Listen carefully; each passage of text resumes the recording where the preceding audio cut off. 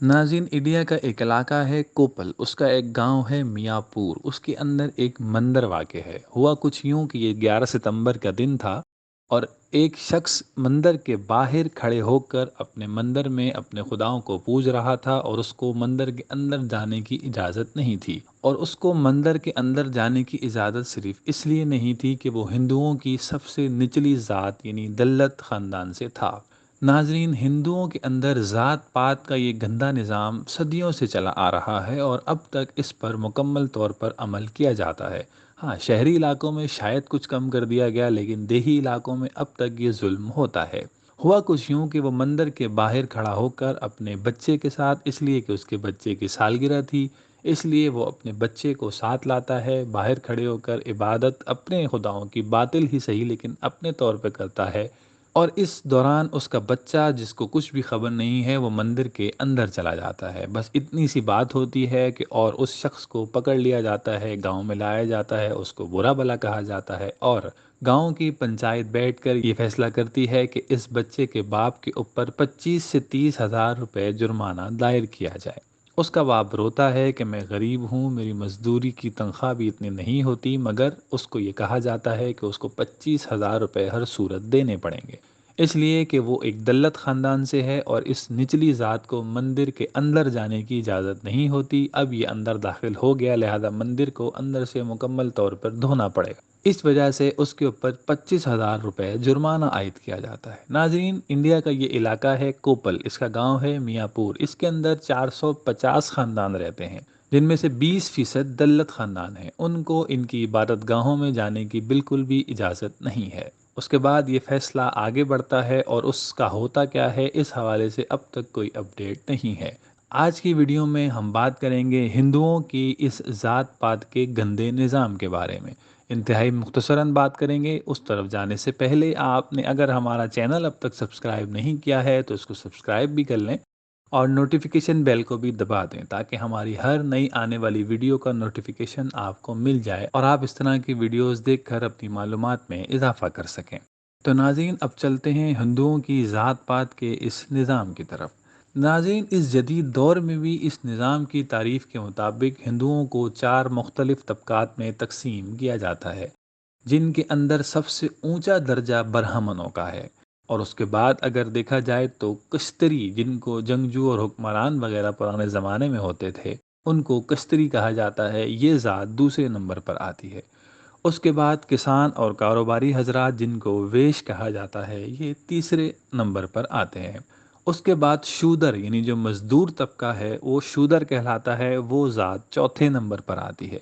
ये तारीफ़ें हिंदुओं की मुक़द्दस तरीन किताबों में भी मौजूद हैं। ख़ास तौर पर मुक़द्दस तरीन माने जाने वाली किताब मनुस्मृति से भी इस हवाले से मालूमात ली जा सकती हैं।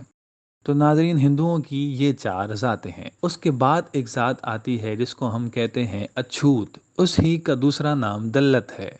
तो आपको अब मालूम चल गया होगा कि हिंदुओं के अंदर इस ज़ात को ज़ात शुमार ही नहीं किया जाता, यानी इतनी गंदगी और इतनी नापाक जहनीत है कि इन लोगों को इंसान ही तसव्वुर नहीं किया जाता।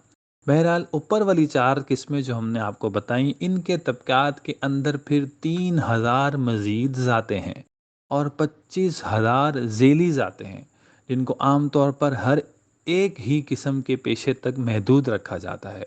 कोई एक पेशे से जुड़ा हुआ है तो उसको किसी दूसरे पेशे में जाने की इजाज़त नहीं दी जाती। अगर भारत के देहाती इलाकों में देखा जाए, एक ही ज़ात से ताल्लुक़ रखने वाले अफराद को ख़ानदानी नाम से भी बाज़ औक़ात पुकारा जाता है। सन 2019 में एक किताब छपी थी जिसका नाम था द ट्रुथ अबाउट इज़। इसके लिखने वाले थे संजोई चक्रवर्ती। उन्होंने लिखा था कि ज़ातों पर मबनी ये निज़ाम 18वीं और 19वीं सदी में बरतानवी नौआबादी दौर में बड़े पैमाने पर नाफिज किया गया। इसकी मुख्तलिफ वजूहात हो सकती हैं, लेकिन ये निज़ाम वाकई भारत में अब भी मौजूद है। दल्लत भारत में एक अक़लियत शुमार किए जाते हैं, जिनकी आबादी लगभग 20 करोड़ है, जो तारीख़ में हिंदू तबकाती निज़ाम में अछूत के तौर पर रहते हैं और इन्हें हमेशा मामूली नौकरियां दी जाती हैं। कोई अच्छी नौकरी इनको नहीं दी जाती। इनको अछूत इसलिए कहा जाता है कि ये इस कदर गंदे लोग शुमार होते हैं हिंदुओं के ज़ात के अंदर भी कि इनको छुआ ना जा सके, ये अछूत हैं, इसलिए इनका नाम अछूत रखा गया। ناظرین، یہ چیز ہمیں بتاتی ہے کہ ہندوؤں کے اندر کتنی گندی ذہنیت انسانیت کے حوالے سے پائی جاتی ہے۔ یہ ایسی اقلیت کی نمائندگی کرتے ہیں جسے مختلف طریقوں سے دبایا جاتا ہے، اور ان کی سماجی ترقی کی راہ میں مشکلات کھڑی کی جاتی ہیں اور تعصب برتا جاتا ہے۔ لیکن یہ بات بھی ماننے والی ہے کہ بھارتی شہری علاقوں میں یہ نظام کم حاوی ہے، جہاں سماج کے مختلف طبقات قریب قریب رہتے ہیں اور مختلف ذاتوں کے درمیان شادیاں بھی طے ہو جاتی ہیں۔ لیکن بھارت کے دیہاتی علاقوں میں ایک ہی ذات سے تعلق رکھنے والے افراد ایک ساتھ ہی رہتے ہیں، جن کی برادری کی حدود واضح ہوتی ہیں، جبکہ مختلف علاقوں کے درمیان ہونے والے مختلف جھگڑوں کو مختلف ذاتوں کے اراکین کے درمیان جھگڑے کے طور پر دیکھا جاتا ہے۔ ہاں، الیکشن کے دنوں میں ذات پات کے اس نظام کو بڑا طریقے سے استعمال کیا جاتا ہے تاکہ ووٹ حاصل کیے جا سکیں۔ تو ناظرین، یہ تھی کچھ وہ باتیں کہ جو اس حوالے سے ہمیں آپ کے سامنے رکھنی تھی کہ ہندوؤں میں ذات پات کا نظام کس قدر گندا اب بھی موجود ہے، اور اب بھی ہندوؤں کے اس ذات پات کے نظام کے اندر دلت ہمیشہ پستا ہے، کیونکہ وہ لوگ ان کو انسان ہی شمار نہیں کرتے، یہاں تک کہتے ہیں کہ یہ لوگ چھونے کے بھی لائق نہیں ہیں۔ تو ناظرین، اب آپ ہی کمنٹ میں بتائیے کہ کیا انسانیت کے ساتھ یہ سلوک درست ہے یا نہیں؟